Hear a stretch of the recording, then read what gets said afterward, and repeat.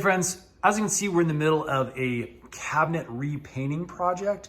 And I want to show you two little accessories for kitchen cabinets that we picked up that has really added a whole bunch of extra pop and niceness, protection to our project.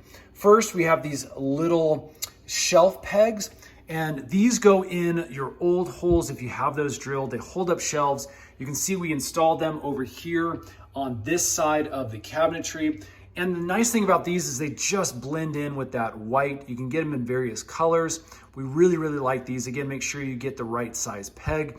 Next, we use this Easy Liner smooth top. As you can see, it's ideal for kitchen cabinets. And this stuff is really cool. It basically rolls out. It's a really big roll. So you measure your cabinets, you roll this out, and you put this on the bottom.